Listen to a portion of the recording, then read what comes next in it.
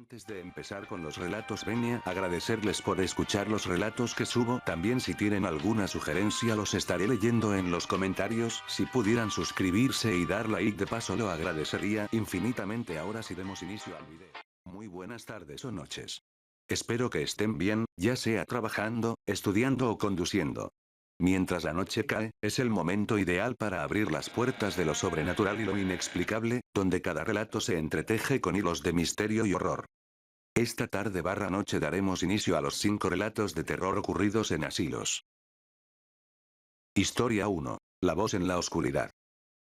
En el asilo Cedar Grove, siempre había un aire de inquietud durante la noche. Las luces solían parpadear de vez en cuando, y los residentes hablaban de un susurro constante que parecía provenir de todas partes a la vez. Una noche particularmente silenciosa, estaba realizando mi ronda habitual.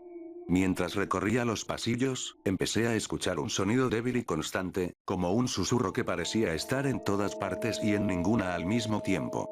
Pensé que podría ser un problema con la ventilación defectuosa, así que decidí ignorarlo. Al pasar por la habitación de la señora García, una residente de 85 años con problemas de audición, noté que estaba despierta y tenía una expresión de miedo en el rostro. «Ellos están aquí», murmuró con voz temblorosa. Intenté calmarla, asegurándole que todo estaba bien, pero la inquietud no desapareció. La sensación del susurro persistía, y sentía que venía de más cerca de lo que imaginaba. Más tarde esa misma noche, mientras me preparaba para cerrar mi turno, el susurro se volvió más claro y distinguible. Parecía venir justo detrás de mí, como si alguien estuviera susurrando al oído. Me giré rápidamente, pero no había nadie allí. Decidí cerrar la puerta de la sala de enfermeras y asegurarme de que todo estuviera en orden antes de irme. Sin embargo, al llegar a casa, descubrí que la puerta de mi habitación estaba entreabierta, aunque la había cerrado con llave antes de salir. El susurro seguía resonando en mi mente, y no pude evitar preguntarme si lo que había oído esa noche no era solo producto de mi imaginación. Historia 2. El misterio tras la puerta cerrada. Como nuevo encargado en el asilo Evergreen Manor, pronto me di cuenta de una peculiaridad inquietante. Había una puerta en el sótano que siempre estaba cerrada con llave, y nadie parecía querer acercarse a ella. La leyenda decía que esa puerta llevaba a una sala de almacenamiento que había sido cerrada tras un incidente que la administración nunca mencionaba. Una noche, después de un turno especialmente largo y agotador, empecé a escuchar un golpeteo persistente proveniente de detrás de esa puerta. Al principio, pensé que podría ser un problema con las tuberías o quizás una acumulación de presión en las tuberías de calefacción, así que decidí investigar. Me dirigí al sótano, sintiendo una extraña mezcla de curiosidad y aprensión. Encontré la llave en la oficina, donde estaba guardada junto a otros objetos olvidados. Con la mano temblorosa, introduje la llave en la cerradura y giré. En cuanto la puerta se abrió, el golpeteo cesó de inmediato, sumiendo el cuarto en un silencio absoluto. El lugar estaba cubierto de polvo y telarañas, con muebles viejos cubiertos por sábanas blancas. El aire era frío y denso, y sentí una presencia opresiva que parecía envolverme. En el centro de la habitación, había una sola silla colocada en medio de la oscuridad. Me acerqué para examinarla, pero en ese momento, una sombra se movió rápidamente en la esquina del cuarto y el frío se intensificó. El pánico me invadió, y sin pensarlo dos veces, cerré la puerta de golpe. Regresé al área de administración, sin atreverme a hablar de lo que había visto. Desde esa noche, evité el sótano por completo, incapaz de olvidar la sensación escalofriante de aquella sala misteriosa. Historia 3. El vigilante del asilo. Como enfermera en el asilo Greenfield Hills, siempre me había enorgullecido de mi profesionalismo y valentía. Sin embargo, desde hace unas semanas, algo extraño empezó a ocurrir en el ala este. Había una ventana allí que a menudo parecía tener una figura oscura observándome desde fuera. Al principio, pensé que era un juego de luces o algún reflejo de los árboles cercanos. Pero la figura era demasiado nítida y constante para ser simplemente una ilusión. Una noche, mientras realizaba mi ronda nocturna, decidí detenerme frente a esa ventana para examinar la figura con más detalle. La sombra era claramente humanoide, con una postura erguida y una presencia que parecía estar inmóvil, mirándome intensamente. Lo inquietante era que la ventana estaba cerrada con barrotes, lo que me daba la sensación de que la figura estaba atrapada de alguna manera. Me acerqué a la ventana, tratando de ver más allá de las sombras, y en ese momento, la figura desapareció de repente. Sentí un escalofrío recorrer mi espalda y, sin poder sacudirme la sensación incómoda, me alejé y continué con mi ronda. Sin embargo, la sensación de ser observada no me abandonó. Cuando finalmente llegué a mi oficina para tomar un pequeño descanso, me sorprendió descubrir que la ventana del ala este estaba abierta, a pesar de que siempre había estado cerrada con llave. Intenté ignorar el suceso, pero el sentimiento de que alguien me estaba observando persistió, atormentándome durante el resto de mi turno. Historia 4. El pasillo del cuarto 13. Desde el primer día en que comencé a trabajar en el asilo Joe Ridge en Denver, supe que había algo extraño en el lugar. Me llamo Marta, y mi primera impresión al llegar a Joe Ridge fue una mezcla de expectativa y nerviosismo. Como parte de mi introducción, me dieron un recorrido por las instalaciones para que me familiarizara con mi nuevo entorno. Joe Ridge era de tamaño mediano, con un diseño sencillo y funcional.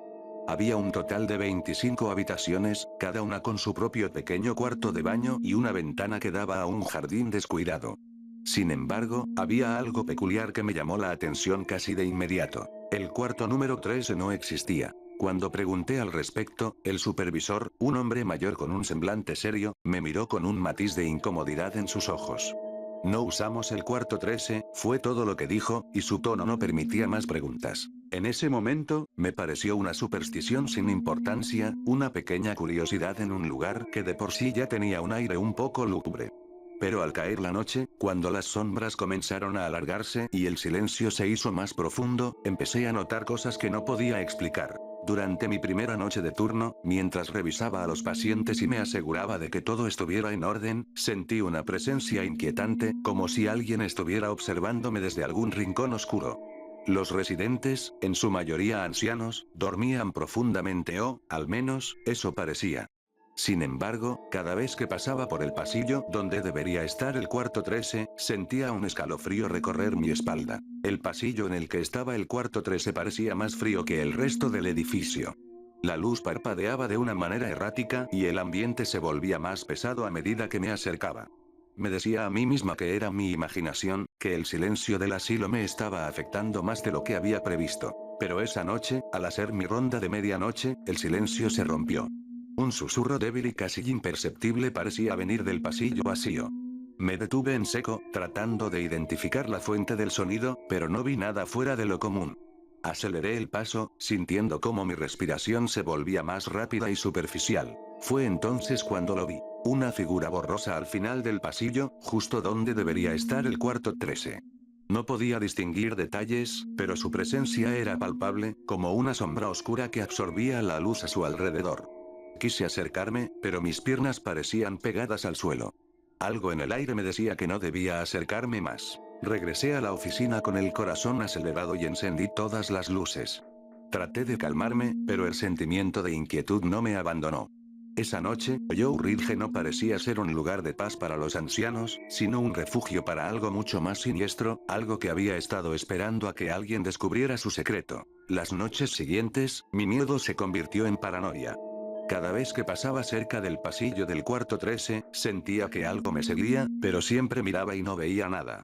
Una noche, mientras estaba en la sala de enfermeras revisando registros, escuché un golpe seco y constante que venía del pasillo. Decidí investigar, y al llegar al final del pasillo, me encontré con una puerta que no había visto antes. No era la del cuarto 13, pero parecía una puerta de emergencia oculta, camuflada en la pared. La puerta estaba entreabierta, y dentro, el aire era más frío que en el resto del asilo. La habitación que encontré era un depósito olvidado, lleno de muebles viejos y cobijas en descomposición. Lo que más me llamó la atención fue una pequeña vitrina en el rincón, cubierta de polvo y telarañas. Dentro había una serie de objetos antiguos. Fotografías en blanco y negro, relojes de pared y, en el centro, una muñeca rota con una expresión que parecía estar condenada a la tristeza. Ese descubrimiento me hizo cuestionar todo lo que sabía sobre Joe Ridge. La sensación de que algo estaba mal se intensificó, y empecé a escuchar historias antiguas sobre el asilo. Según los rumores, en los años 30, el lugar había sido cerrado temporalmente debido a incidentes inexplicables y desapariciones de residentes. Se decía que algo oscuro había estado presente desde entonces, algo que se había ocultado tras la ausencia del cuarto 13. Con el tiempo, el silencio se volvió abrumador y la sensación de ser observado nunca desapareció. Cada noche, al pasar por el pasillo donde debería estar el cuarto 13, sentía que algo me esperaba en las sombras. Y a pesar de mis esfuerzos por mantenerme racional y profesional, sabía en lo profundo que Oyo Ridge escondía un secreto oscuro, uno que tal vez nunca llegaría a comprender del todo. Historia 5. Lo que oculta el asilo. No me gusta nada ir al asilo, a pesar de que Morningside of Belmont, en Carolina del Norte, lleva 3 años en funcionamiento. Cada vez que cruzo la puerta, un escalofrío recorre mi espalda y un nudo de terror se forma en mi estómago. El motivo de mi aversión es un misterio. Parece como si una neblina invisible me envolviera al entrar, una sensación que solo yo percibo. El asilo, aunque moderno y bien mantenido, tiene una atmósfera inquietante que no logro comprender. Los pasillos, impecables y bien iluminados, parecen extenderse más allá de lo razonable, y un silencio ominoso llena el aire. Mi abuela fue trasladada a este asilo después de que nos mudamos de ciudad, buscando el mejor cuidado posible. Tras un mes de visitas, noté que ella parecía decaída sin una razón aparente. Justo el último fin de semana del mes, me tocó quedarme a dormir con ella por razones imprevistas. La primera noche fue tranquila. Pasamos horas platicando y riendo hasta altas horas, y finalmente me quedé dormida, aunque me costó un poco. A la mañana siguiente, noté que algo no estaba en su lugar, aunque no sabía qué era exactamente. Tras acomodar las camas, descubrí que mi celular, que había dejado en la mesa de noche, estaba tirado bajo la cama. Pensé que probablemente lo había dejado caer yo misma durante la noche. A medida que avanzaba el día, sentí que mi abuela se cansaba muy rápido. Ella, siempre enérgica y de carácter fuerte, no debería sentirse así. Le pregunté si estaba bien, y me dijo que sí, pero que últimamente se sentía cansada. Preocupada, pedí que la revisaran los médicos del asilo, aunque ellos aseguraron que estaba bien. No me convenció del todo. Esa noche, mi abuela se durmió antes que yo.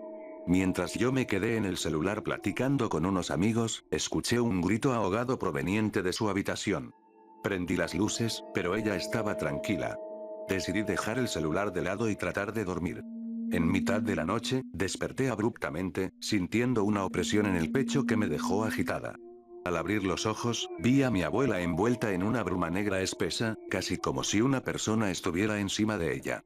Sus ojos estaban abiertos, pero parecía perdida. Salí rápidamente a buscar a los doctores. Al regresar, mi abuela estaba normal, y los médicos revisaron sus signos vitales y el oxígeno, encontrándolo todo en orden. Sin embargo, la sensación de que algo estaba mal persistió. Desde muy temprano el domingo, comencé a preguntar a las enfermeras y cuidadores si había pasado algo recientemente, ya que quería entender si había alguna causa que explicara lo que estaba ocurriendo. Hice esto con la intención de abordar el tema con mi padre y mis tíos en la reunión familiar de la tarde-noche, y así convencerlos de la necesidad de trasladar a mi abuela. Si era necesario, estaba dispuesta a rogar para que la cambiaran de asilo. Comencé a preguntar a las enfermeras y cuidadores si había pasado algo recientemente.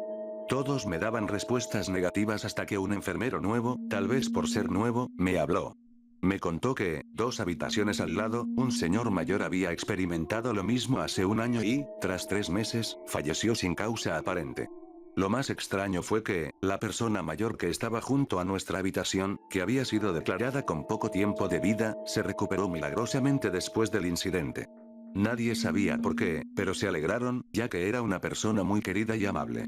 Sin embargo, hace un mes volvió a sentirse mal, y esperaban que pudiera sobrevivir nuevamente. Durante la reunión, les expuse mis inquietudes y el creciente malestar que sentía.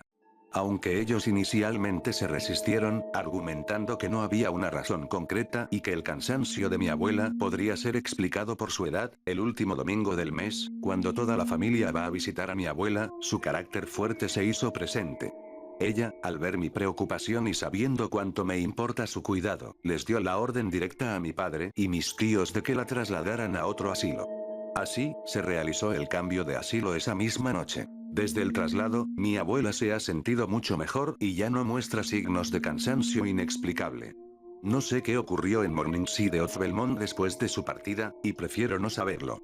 Lo único que me importa es el bienestar de mi abuela, y mientras ella esté bien, no me importa nada más. Agradezco profundamente haberme quedado ese fin de semana a dormir con mi abuela. Si no lo hubiera hecho, no sé qué habría pasado. Mi presencia y preocupación fueron cruciales para descubrir lo que estaba ocurriendo y asegurarme de que ella recibiera el cuidado adecuado.